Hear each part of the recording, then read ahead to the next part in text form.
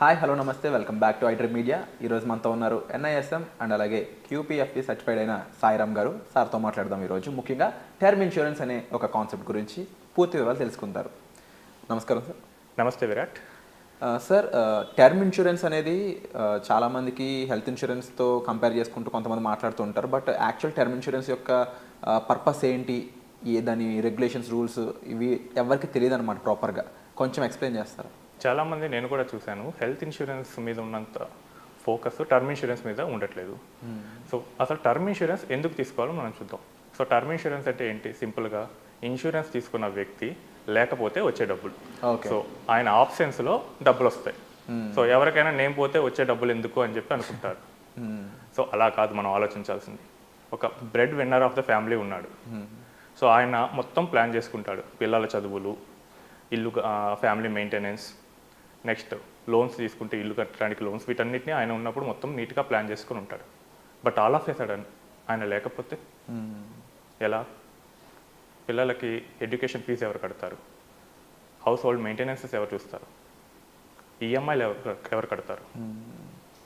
ఏదో ఒకటో రెండో అయితే చూస్తారు రిలేటివ్స్, నియర్ వన్స్. బట్ కంటిన్యూస్గా త్రూఅవుట్ ద లైఫ్ చూడాలంటే కష్టం కదా. Of course. అసలే మనిషి లేని ఎమోషన్ లాస్లో ఉన్నప్పుడు ఈ ఫినాన్షియల్ లాస్ కూడా హిట్ చేస్తుంది. సో ఈ ఫినాన్షియల్ లాస్ని రిమూవ్ చేసేదే టర్మ్ ఇన్సూరెన్స్. సో ఇన్సూరెన్స్ చేసుకున్న వ్యక్తి చనిపోతే ఆ ఫ్యామిలీకి ఫైనాన్షియల్గా బర్డెన్ అవ్వకుండా ఉండటానికే టర్మ్ ఇన్సూరెన్స్ ఉపయోగపడుతుంది. అంటే సాయిరామ్ గారు ఇక్కడ అబ్జర్వ్ చేసినట్లయితే మీరు ఒక పాయింట్ అన్నారు, నేను లేనప్పుడు మనీ ఏం చేసుకుంటాం అని చెప్పేసి. బట్ దానికి ఒక మీనింగ్ఫుల్ పర్పస్ చెప్పారు, మన తర్వాత పిల్లలకు కానీ లేటే అక్కడ ఉన్న కవరేజెస్ అన్ని ఉపయోగపడడానికని. బట్ ఇక్కడ ఇంకో క్వశ్చన్ ఏంటి అంటే, కంపల్సరీ మనకే అలాంటి సిచ్యువేషన్ వస్తుందని గ్యారంటీ ఏముంది?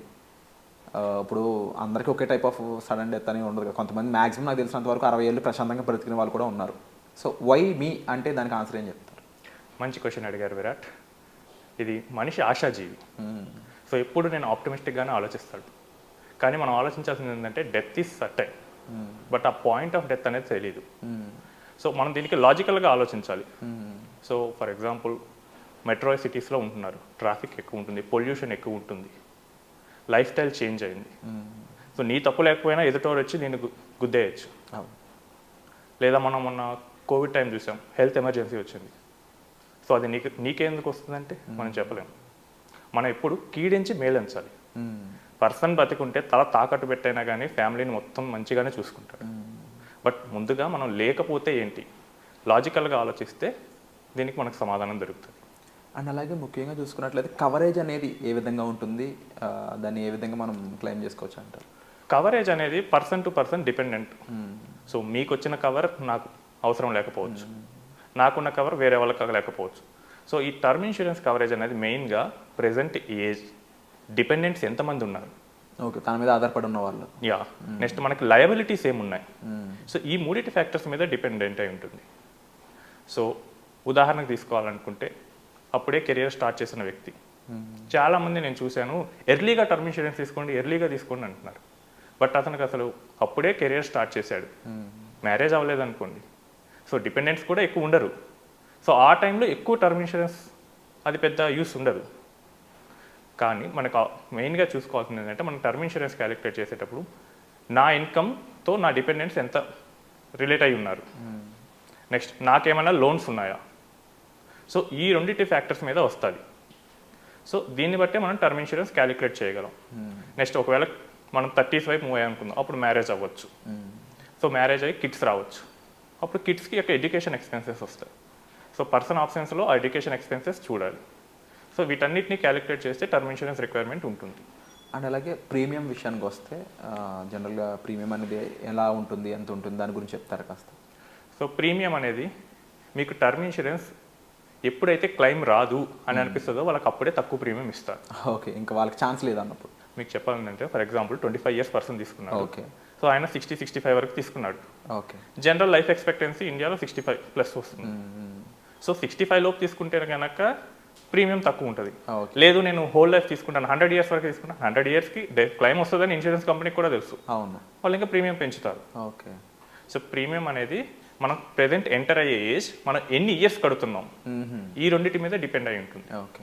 అండ్ ఏమైనా ప్రీ ఎగ్జిస్టింగ్ ఇష్యూస్ ఉంటే దాని మీద కూడా. మీరు చెప్పినట్లు ఎవరికైతే లాంగ్ స్కోప్ ఉంటుందో వాళ్ళకి డెఫినెట్లీ తక్కువ ప్రీమియం అనేది ఉంటుందన్నారు. అండ్ ఇన్ కేస్ 40స్లో తీసుకునే పరిస్థితి ఏంటి, మన 30స్లో తీసుకుంటే పరిస్థితి ఏంటి, 50స్లో తీసుకుంటే పరిస్థితి ఏంటి, ప్రీమియం ఎలా ఉంటుంది? సో 25 ఇయర్స్ వ్యక్తికి చెప్తాం. సో 1 CR పాలసీకి 25 ఇయర్స్ పర్సన్కి నెలకి 1000 రూపీస్లో రావచ్చు. 30s ఎర్లీ 30స్లో ఉన్నప్పుడు 1300 1400 పర్ మంత్లో రావచ్చు. ఓకే. సో 40స్కి వెళ్ళినప్పుడు ప్రీమియం పెరిగిపోతుంది. మీకు ఇక 2000 అలా రాదు, 3000 4000 వైపు వెళ్తుంది. ఓకే. ఎందుకంటే 40స్కి వెళ్ళినప్పుడు ఇంకా మోస్ట్లీ మనకి హెల్త్ ఇష్యూస్ రావచ్చు, అండ్ లైఫ్ ఎక్స్పెక్టెన్సీ తగ్గొచ్చు. సో ప్రాబబిలిటీ ఆఫ్ క్లైమ్ పెరగచ్చు, కాబట్టి వాళ్ళు రేట్స్ కూడా ఇంక్రీజ్ చేస్తారు.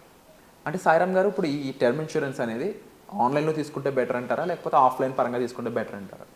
సో ఆన్లైన్ ఆఫ్లైన్ ఈ రెండింటి మధ్య పెద్ద తేడా ఉండదండి. సో ఆన్లైన్లో తీసుకుంటే మీకు ఆ ఫస్ట్ ఇయర్ ప్రీమియం మీద డిస్కౌంట్ వస్తుంది. ఓకే. కానీ నా సజెషన్ ఏంటంటే take from a professional adviser. Okay. So term insurance మనిషి లేనప్పుడు ఆ ఇన్సూరెన్స్ పని క్లెయిమ్ చేయించాలి. సో అంతేగాని నేను ఏదో ఒకటి చెప్పేసి అమ్మేస్తాను అని సేల్స్ వాళ్ళ దగ్గర కాకుండా, లేదా who will do part time agency, ఆఫ్లైన్లో కూడా పార్ట్ టైం చేసే వాళ్ళు ఉంటారు, వాళ్ళ దగ్గర కూడా కాకుండా ఒక ప్రొఫెషనల్ ఏజెంట్ దగ్గర తీసుకోండి. అది మీకు ఆన్లైన్లో దొరికితే ఓకే, నెక్స్ట్ 30 ఇయర్స్ తర్వాత వాళ్ళు నాకు క్లెయిమ్ ఇప్పించగలరు నమ్మకం ఉంటే ఇట్స్ ఫైన్, ఆన్లైన్లో తీసుకోండి. లేదు ఆఫ్లైన్లో నాకు ప్రొఫెషనల్ ఏజెంట్ దొరికాడు, దెన్ అక్కడికే వెళ్ళండి. మోస్ట్లీ ఆఫ్లైన్ ఏజెంట్కి ఎక్కువ ప్రియారిటీ ఇవ్వడం మంచిది అంటారు.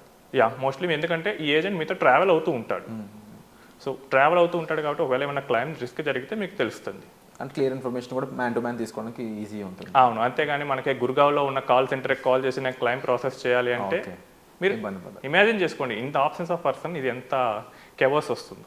అండ్ అలాగే సార్, ఇంకా ఇది కూడా ఒక రకమైన ఇన్వెస్ట్మెంట్ లాగా కనిపిస్తూ ఉంది, బట్ కాదు, there is a difference. And అంటే ఇలాంటి విషయాలు ప్లాన్స్ ఇవన్నీ ఎగ్జిస్టింగ్స్ వస్తున్నప్పుడు యూలిప్స్ కానీ అండ్ అదర్ థింగ్స్ కూడా వస్తున్నాయి కదా మార్కెట్లోకి ఎగ్జిస్టెన్స్, వాటి గురించి చెప్తారు ఒకసారి? అసలు ముందు ఇన్సూరెన్స్లో ఫస్ట్ ఎండోమెంట్ ఇన్సూరెన్సే ఉండేది. అంటే మనం డబ్బులు కడతాం, సో తర్వాత రిస్క్ ఏమీ జరగకపోతే లాస్ట్లో మనం కట్టిన ప్రీమియమ్స్ అన్ని రిటర్న్ చేస్తారు. అంతే. సో ఇది ఎందుకు స్టార్ట్ చేశారంటే ఫస్ట్ మనకి LIC ఆఫ్ ఇండియా ఒకటే ఉండేది ఇండిపెండెన్స్ తర్వాత. సో వాళ్ళు మార్కెటింగ్ చేసేటప్పుడు జనాలు మీరు పోయిన తర్వాత డబ్బులు వస్తాయంటే ఎవరు ఇంట్రెస్ట్ చూపించలేదు. సో దానికని చెప్పి మార్కెటింగ్ ట్రిక్ ఎండోమెంట్ ప్లాన్స్ పట్టుకొచ్చారు. సో ఆ తర్వాత పోను జనాలకు అవేర్నెస్ పెరిగింది. సో ఇన్సూరెన్స్ అంటే ఓన్లీ రిస్క్ ఇన్సూరెన్స్ అని చెప్పేసి ఆ తర్వాత కాలక్రమేణా టర్మ్ ఇన్సూరెన్స్ వైపు కూడా చూపించడం మొదలుపెట్టారు. ఓకే. కానీ ఎప్పుడైతే వాళ్ళు మనీ బ్యాక్ ప్లాన్స్కి, ఎండోమెంట్ ప్లాన్స్కి డిమాండ్ తగ్గుతుందని చూశారో ఇన్సూరెన్స్ కంపెనీస్ వెంటనే మార్కెట్లో ప్రజెంట్ ఏం జరుగుతుందో చూశారు, టర్మ్ ఇన్సూరెన్స్ వైపు, మ్యూచువల్ ఫండ్స్ వైపు పెరుగుతున్నాయి.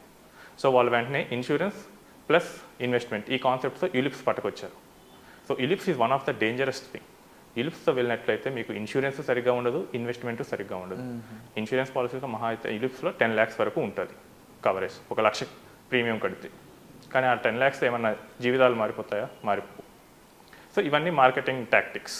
చాలామందికి ఏంటి అంటే ఈ ఓవరాల్ టర్మ్ ఇన్సూరెన్స్ ఏ టైంలో తీసుకోవాలి అంటే వాళ్ళకి, అంటే జనరల్గా ఎలా కవరేజ్ అవుతుంది, వాళ్ళకి ఎంత ఆస్తులు ఉండాలా, లేదంటే ఏమైనా ఇన్కమ్ సోర్స్ ఏమైనా ఇది ఉండాలా, లేదంటే వాళ్ళ మీద ఎంతమంది డిపెండ్ అయి ఉన్నారతో పాటుగా ఇలాంటివి కూడా ఏమైనా కాలిక్యులేట్ అవుతాయా వాళ్ళకున్నవి? సో జనరల్గా నా సజెషన్ ఏంటంటే ఎప్పుడు టర్మ్ ఇన్సూరెన్స్ తీసుకోవాలంటే the moment you are married. Okay. So అప్పుడు మనకి డిపెండెంట్స్ ఉంటారు, స్టార్ట్ అవుతుంది. యా. సో ఎంతవరకు తీసుకోవాలంటే మీ యంగెస్ట్ కిడ్కి అట్లీస్ట్ 30 years వచ్చేంత వరకు. ఓకే. సో ఆ టైంలో మీ టర్మ్ ఇన్సూరెన్స్ మీకు యూస్ఫుల్ అవుతుంది. సో ఆ తర్వాత ఇంకెందుకు, ఎలాగో డిపెండెంట్స్ ఉండరు, మనకు కూడా రిటైర్మెంట్ స్టేజ్కి వెళ్ళిపోతాం. సో ఇప్పుడు తీసుకున్న term insurance coverage next 30-35 years తర్వాత మనకు వాల్యూ చాలా తక్కువ అనిపిస్తుంది.